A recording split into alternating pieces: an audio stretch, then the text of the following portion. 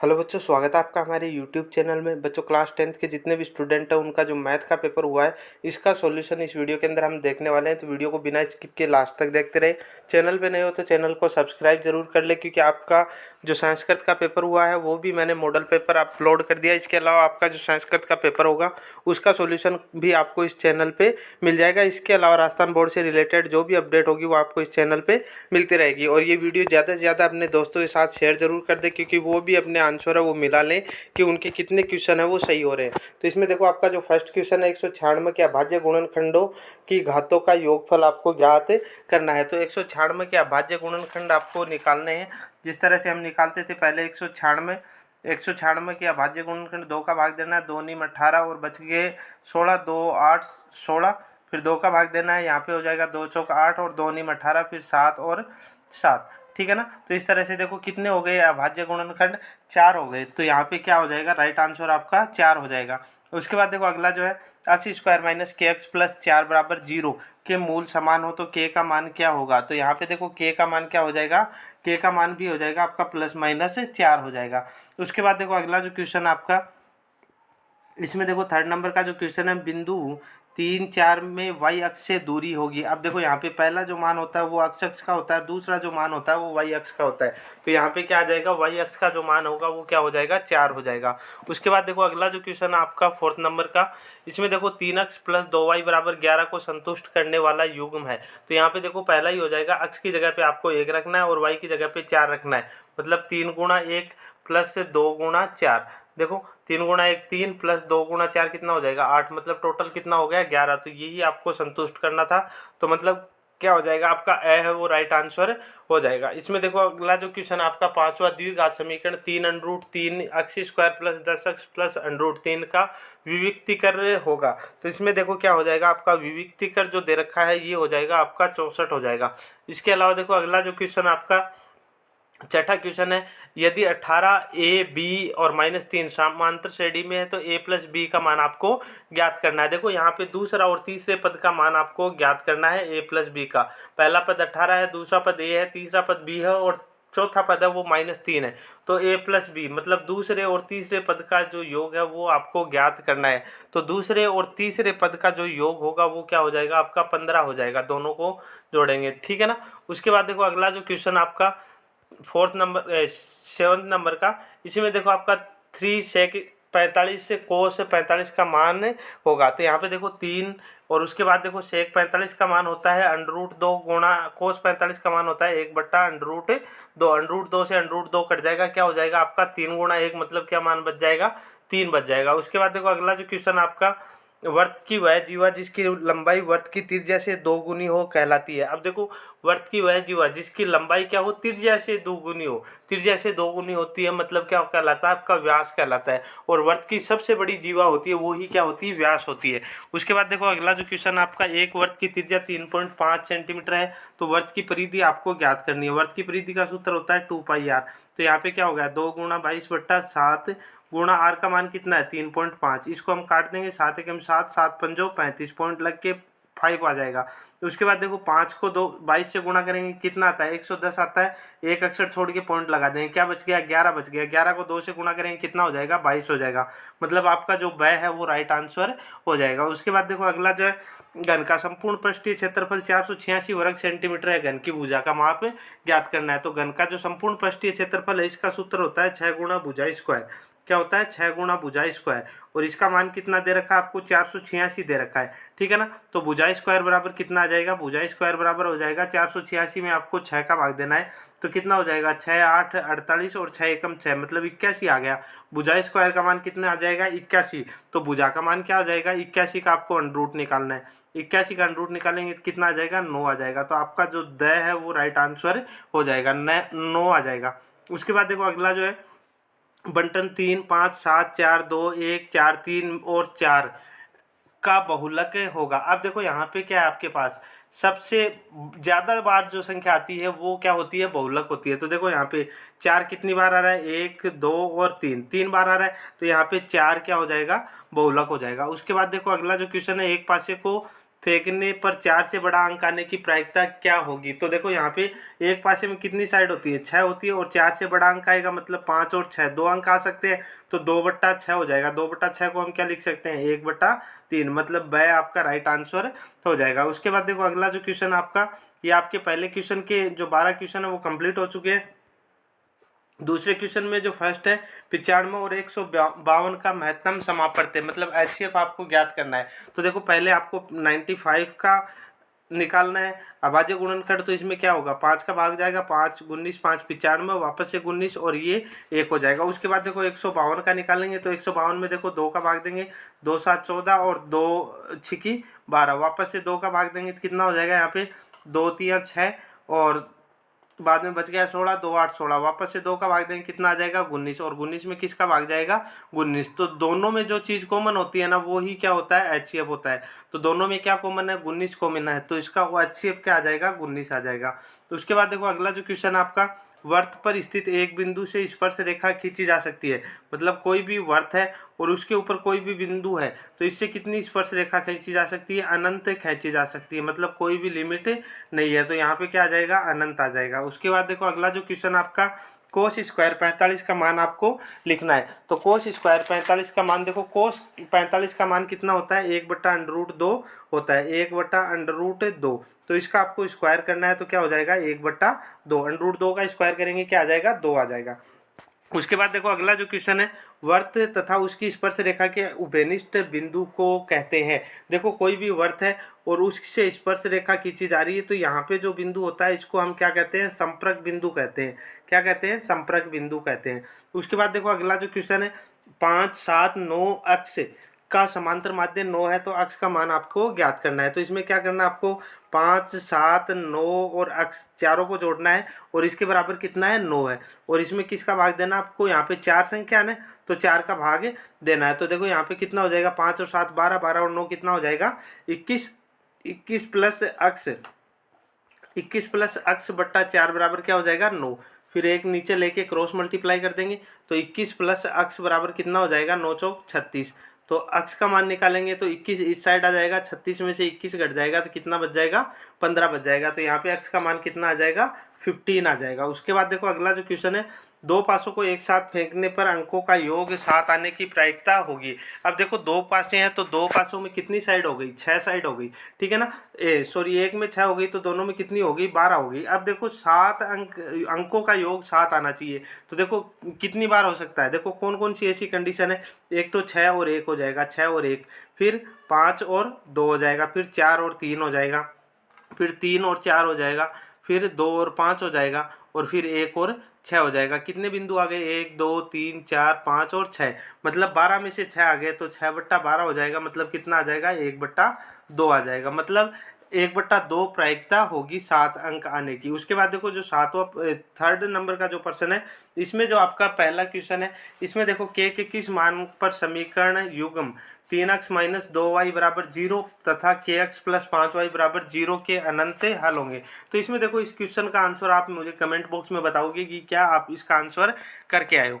तो उसके बाद देखो अगला जो क्वेश्चन है, फिर भी अगर आपको ये नहीं सॉल्व होता हो तो कमेंट बॉक्स में बता देना, मैं इसका सोल्यूशन भी आपको बता दूंगा। उसके बाद देखो ax² plus bx plus c के मूल ज्ञात करने का श्रीधराचार्य सूत्र। तो श्रीधराचार्य सूत्र होता है -b plus minus √b² minus 4ac बट्टा 2, 4ac बट्टा 2, ये श्रीधराचार्य सूत्र होता है। उसके बाद देखो किसी समांतर श्रेणी एपी का प्रथम पद a और सार्वंतर d हो तो पांचवा पद ज्ञात करना है। तो a5 बराबर क्या हो जाएगा, a प्लस 4d, मतलब ये सूत्र हो जाएगा a5 इजिकल टू क्या हो जाएगा, a प्लस 4d, पांचवा पद ज्ञात करने के लिए। अब देखो समरूप आकृतियां क्या को परिभाषित करना है। तो समरूप आकृतियां कौन सी होती है, यदि दो ज्यामितीय आकृतियों का आकार समान हो, मतलब कोई भी दो ज्यामितीय आकृतियां जिनका आकार क्या हो, समान हो, मतलब एक जैसी शक्ल देखने में एक जैसी लगती हो, जैसे मतलब ये तीनों त्रिभुज है तो ये क्या है, समरूप है, जिन मतलब आकृतियां एक जैसी दिखती हो, ज्यामितीय आकार मतलब समान हो। उसके बाद देखो अगला जो है 2 10 30 बट्टा 1 माइनस 10 स्क्वायर, 30 का मान आपको ज्ञात करना है। तो देखो यहाँ पे 2 हो जाएगा, उसके बाद 10 30 का मान कितना आता है, 1/√3 होता है। उसके बाद देखो आपके पास क्या है, 1 माइनस और टेन स्क्वायर 30 का मान मतलब 1/√3 का स्क्वायर हो गया, ठीक है ना। उसके बाद देखो यहाँ पे ऊपर क्या बच गया आपके पास, 2/√3 बच गया। और यहाँ पे देखो एक माइनस, देखो 1/√3 का स्क्वायर करेंगे तो क्या आ जाएगा, 1/3 आ जाएगा ना। यहाँ पे देखो स्क्वायर करेंगे तो √3 को √3 से गुणा करेंगे तो कितना आ जाएगा, 3 आ जाएगा। अब देखो यहाँ पे क्या बचा है, 1 माइनस 1/3 बच गया। अब देखो 1 में से 1/3 आपको घटाना है, तो क्या करेंगे, 3 को 1 से मल्टीप्लाई करेंगे, 3 एकम 3, 3 में से 1 घटाएंगे मतलब कितना बच गया, 2/3। तो ऊपर तो क्या बचा आपके पास 2/√3 और नीचे क्या आपके पास 2/3। अब क्या करेंगे हम इसको गुणा में लिखेंगे तो 2/√3 बराबर सॉरी गुणा 3/√3/2 हो जाएगा। मतलब इसको अगर हम गुणा में लिखते हैं तो देखो ऊपर वाला तो ऐसा कैसा आ जाएगा, फिर गुणा नीचे वाले को गुणा में लिखते हैं तो ऊपर गुणा में आ जाएगा और संख्या उल्टी पुल्टी हो जाएगी, मतलब ऊपर वाली नीचे हो जाएगी, नीचे वाली ऊपर चली जाएगी। अब देखो 2 से 2 कट जाएगा। अब देखो 3 को हम क्या लिख सकते हैं, √3 गुणा √3 लिख सकते हैं ना, √3 गुणा √3। और इसमें किसका भाग देना है, √3 का भाग देना है, तो √3 से √3 कट जाएगा, मतलब क्या आंसर आ जाएगा, √3 आ जाएगा। या फिर इसको आप ये भी लिख सकते हो 3/√3। उसके बाद देखो अगला जो क्वेश्चन है, √1 minus cos square theta, theta का मान कितना है, 60 डिग्री है। तो आपको यहाँ पे क्या करना है, इसका मान ज्ञात करना है। तो देखो 1 माइनस कोस स्क्वायर थीटा का मान कितना होता है, कोस थीटा का मान कितना होता है, 1/2 होता है। कितना होता है, 1/2 होता है। और इसका आपको स्क्वायर करना है और इसका पूरे का क्या है, √ है। तो देखो यहाँ पे क्या आ जाएगा, 1 माइनस 1/4। अब देखो 1 में से 1/4 हम घटाते हैं तो कितना आता है, 3/4 आता है। 3/4 का √ आपको निकालना है तो क्या हो जाएगा, √3/2। अब देखो यहाँ पे इसका आंसर क्या हो जाएगा, √3/2, या फिर √3/4 भी निकाल सकते हैं, लेकिन 4 का √ कितना होता है, 2 होता है। तो इसको हम क्या लिख देंगे, √3/2 लिख देंगे। उसके बाद देखो अगला जो है, 10 मीटर ऊंची मीनार के शिखर से पृथ्वी के एक बिंदु का अवनमन कोण 30 डिग्री है। तो बिंदु की मीनार के आधार से दूरी ज्ञात करनी है। मतलब 10 मीटर ऊंचाई है और जो कोण है वो कितना डिग्री है, 30 डिग्री है, ठीक है ना। 10 मीटर ऊंचाई है तो यहाँ पे क्या हो जाएगा आपका, देखो यहाँ पे आपको क्या दे रखा है, ये लंब है और ये आधार है। तो आपको लंब बटा आधार देखना है। लंब बटा आधार क्या होता है, टेन थीटा होता है ना। तो टेन थीटा का मान कितना है, यहाँ पे 30 डिग्री है, ठीक है। तो यहाँ पे देखो लंब का मान कितना है, 10, और आधार का मान आपको ज्ञात करना है। टेन 30 का मान कितना होता है, टेन 30 का मान होता है आपका 1/√3। कितना होता है, 1/√3। अब इसको हम क्रॉस मल्टीप्लाई करेंगे तो आधार बराबर क्या हो जाएगा, टेन√3। उसके बाद देखो अगला जो क्वेश्चन आपका, एक ऊर्ध्वाधर छड़ की लंबाई तथा इसकी छाया की लंबाई का अनुपात कितना है, 1:√3 है। तो सूर्य का उन्नयन कोण ज्ञात करना है। अब देखो यहाँ पे आपको देखना है कि अनुपात जो है वो कितना है, 1/√3 है। अब देखो ये 1/√3 है, वो किसका मान होता है, तो 1/√3 किस में, देखो यहाँ पे वो ही जो आपका फॉर्मूला है वो बन जाएगा। देखो एक ऊर्ध्वाधर छड़ है और इसकी लंबाई है, मतलब ये क्या हो गया, L, और ये हो गया आपका A आधार, ठीक है ना। मतलब L और A में आपको संबंध देखना है, ठीक है ना। देखो एक ऊर्ध्वाधर छड़ की लंबाई है और इसकी छाया की लंबाई का अनुपात, मतलब ये तो लंबाई है 3 और ये क्या हो गया, √3, मतलब ये 1/√3 हो गया, लंब बट्टा आधार। तो ये देखो यहाँ पे कौन से मतलब लंब बट्टा आधार किस में होता है, टेन थीटा में होता है। तो टेन थीटा में कौन सा मान 1/√3 होता है, मतलब कितने डिग्री का कोण होता है, तब होता है। तो ये किसका होता है, 30 डिग्री का होता है। उसके बाद देखो अगला जो क्वेश्चन है, 3 सेंटीमीटर त्रिज्या लेकर एक वर्त बनाइए तथा केंद्र, मान लो कि ये आपके पास 3 सेंटीमीटर त्रिज्या का एक वर्त है और तथा केंद्र O से 5 सेंटीमीटर की दूरी पर स्थित बिंदु P से वर्त की 2 स्पर्श रेखा खींचनी है। मतलब ये 2 है, ये 3 है, 5 हो गई और आपको एक 2 स्पर्श रेखा ही खींचनी है। तो इनकी जो माप है वो कितना होगा, ठीक है ना। तो इनका माप कितना हो जाएगा, देखो यहाँ पे इसको निकालने के लिए हम क्या करेंगे, इसमें मतलब यहाँ पे आपके पास क्या आ जाएगा, ये आपके पास 3 आ जाएगा, ये आपके पास यहाँ पे 3 और 2 कितना हो गया, 5 हो गया। फिर कर्ण आप निकाल सकते हैं, ठीक है ना। तो क्या हो जाएगा, देखो यहाँ पे कर्ण स्क्वायर बराबर क्या हो जाएगा, समकोण त्रिभुज है तो क्या हो जाएगा, कर्ण स्क्वायर बराबर आधार स्क्वायर प्लस लंब स्क्वायर हो जाएगा। तो यहाँ पे आप देख सकते हो इसका मान हम निकालेंगे तो देखो क्या हो जाएगा, कर्ण स्क्वायर बराबर क्या हो जाएगा, आधार स्क्वायर प्लस लंब स्क्वायर हो जाएगा, आधार स्क्वायर प्लस लंब स्क्वायर, ठीक है ना। तो आधार का मान कितना है, 5 हो गया, प्लस लंब का मान कितना है, 5 का स्क्वायर, प्लस लंब का मान कितना है, 3 का स्क्वायर। तो 5 का स्क्वायर कितना हो जाएगा, 25, 25 प्लस 3 का स्क्वायर कितना हो जाएगा, 9 हो जाएगा, ठीक है ना। तो कर्ण स्क्वायर बराबर कितना हो जाएगा, 25 और 9 कितने हो जाएंगे आपके पास, यहाँ पे 25 और 9 हो जाएंगे 34। तो 34 का √ हो जाएगा, ठीक है ना। उसके बाद देखो अगला जो क्वेश्चन आपका, 5 सेंटीमीटर लंबा एक रेखाखंड ए बी खींचिए और 2:3 में विभाजित करना है। मतलब 5 सेंटीमीटर का कोई एक रेखाखंड है और इसको 2:3 में विभाजित करना है, मतलब 2:3 में विभाजित करना है। तो 2 अनुपात होगा वो तो कितना हो जाएगा, 2:3 हो जाएगा, और ये कितना हो जाएगा, 2.7, मतलब 2.3 और 2.7 हो जाएगा इसका मान। उसके बाद देखो किसी वर्त का तिर्यकखंड है, किसी वर्त का तिर्यकखंड है, उस वर्त के चतुर्थांश से, उस वर्त का चतुर्थांश है, तो तिर्यकखंड में केंद्र पर बनने वाले कोण का माप ज्ञात करना है। देखो कोई भी वर्त है, वर्त, इसका जो चतुर्थांश है मतलब चौथा हिस्सा, कोई सा भी चौथा हिस्सा ले सकते हो आप। तो यहाँ पे जो कोण आपके बनते हैं वो कितने डिग्री के बनते हैं, 90 डिग्री, मतलब समकोण बनता है। उसके बाद देखो अगला जो क्वेश्चन है, अच्छी प्रकार से फेंटी गई 52 पत्तों की एक गड्डी में से एक पत्ता निकाला जाता है, तो इस पत्ते का दैला होने की प्रायिकता क्या होगी। तो देखो यहाँ पे टोटल दैले कितने होते हैं, 4 होते हैं, तो 52 में से 4 मतलब 4/52 हो जाएगा, तो क्या हो जाएगा 1/13। तो इसकी प्रायिकता क्या हो जाएगी 1/13। तो इस तरह से आपके छोटे क्वेश्चन है वो कंप्लीट हो चुके हैं। बड़े क्वेश्चनों में देखो परिमेय संख्या आपको 13/125 का दशमलव प्रसार आपको देखना है। तो यहाँ पे देखो आपके पास, यहाँ पे देखो जो हर है इसका आपको करना है, तो 13 इसको हम क्या लिख सकते हैं, 5 × 5 × 5, ठीक है ना। तो यहाँ पे देखो अगर हम हर के गुणनखंड करें तो वो 5 की पावर n के जब होते हैं तो वो कौन सा दशमलव प्रसार होता है, शांत होता है, ठीक है ना। उसके बाद देखो अगला जो क्वेश्चन आपका अक्ष स्क्वायर माइनस अक्ष माइनस 6, तो यहाँ पे आपको क्या करना है, 6x स्क्वायर, देखो 6x स्क्वायर हो गया माइनस का, और यहाँ पे देखो आपका अक्ष माइनस अक्ष के टुकड़े करने आपको, ठीक है ना।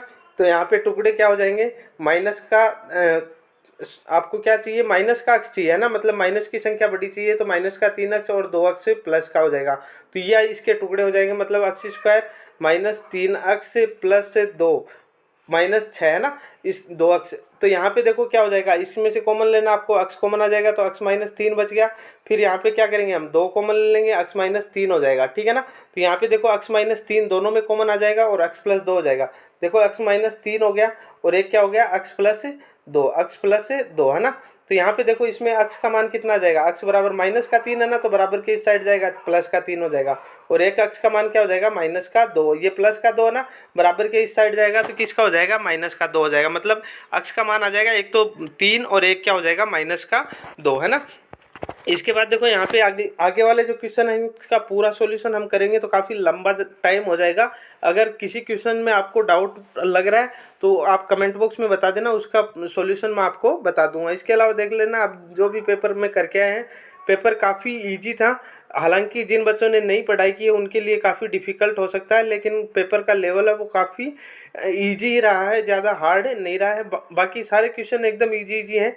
किसी क्वेश्चन में दिक्कत आ रही है, देखो जैसे मान लो ये 16वां क्वेश्चन है, ये कि डिब्बे में 8 लाल कंचे, 5 सफ़ेद कंचे, 2 हरे कंचे, इस डिब्बे में से एक कंचा ये आदर्शा से निकाला जाता है, तो इसकी क्या प्रायिकता होगी कि निकाला गया कंचा लाल है। अब देखो लाल कितने टोटल 8 है, और टोटल कितने हो गए 8 5 13 और 2 कितने हो गए 15 हो गए, तो 8 बटा कितना हो जाएगा 15 हो जाएगा, ठीक है ना। ये क्या हो जाएगी, लाल की प्रायिकता हो जाएगी। अरानी है, अरानी होने का मतलब क्या होगा, या तो सफ़ेद होगा या फिर क्या होगा लाल होगा, तो टोटल कितने हो गए 13/15 है। तो इस तरह से मतलब काफ़ी इजी पेपर आपका रहा है। सेक्शन सी में भी आपको क्या करना है, देखो बड़े क्वेश्चन है 3-3 नंबर के। ऐसे प्रथम 40 धनात्मक पूर्णांकों का योग ज्ञात कीजिए, जिसमें 6 विभाज्य संख्या है। उस त्रिभुज का क्षेत्रफल ज्ञात कीजिए जिसके शीर्ष आपको दे रखे हैं, ठीक है ना। तो इसमें देखो आपका जो क्षेत्रफल ज्ञात करना है। इसके बाद देखो यहाँ पे माध्य ज्ञात करना है ना, काफ़ी इजी क्वेश्चन है। इसमें देखो आपका 20वां क्वेश्चन के अंदर ओ वाले वर्त पर बाह्य बिंदु टी से 2 स्पर्शरेखा टीपी और टीपी खींची जाती है, तो आपको ये सिद्ध करना है। उसके बाद देखो आलेख की विधि से आपको ये सोल्व करना है, 3.1 का प्रश्न आपका ये। उसके बाद देखो यहाँ पे कक्षा 10 के विद्यार्थियों ने गणित की पहले में प्रतियोगिता में भाग लिया। यदि लड़कियों की संख्या लड़कों की संख्या से 2 अधिक है, तो ये भी आपका तीसरी प्रश्नावली का प्रश्न है। इसको भी आप अच्छे से सोल्व कर चुके होंगे। ये आपका 8वीं प्रश्नावली का जो क्वेश्चन है, इसको आपको सिद्ध करना था कि cosec A minus cot A बराबर होता है, और यहाँ पे भी आपको अथवा में दे रखा है, मतलब 8वीं एक्सरसाइज का ये। उसके बाद देखो यहाँ पे बहुलक आपको फाइंड करना है, ठीक है ना, बहुलक ज्ञात करना है। उसके बाद देखो इसी में आपको माध्य ज्ञात कर सिग्मा एफ आई अक्साई बट्टा सिग्मा एफ आई, और इस तरह से आपके टोटल ये देखो 25 23 क्वेश्चन है। काफ़ी अच्छा पेपर रहा है, इजी भी था, ज़्यादा हार्ड भी नहीं था।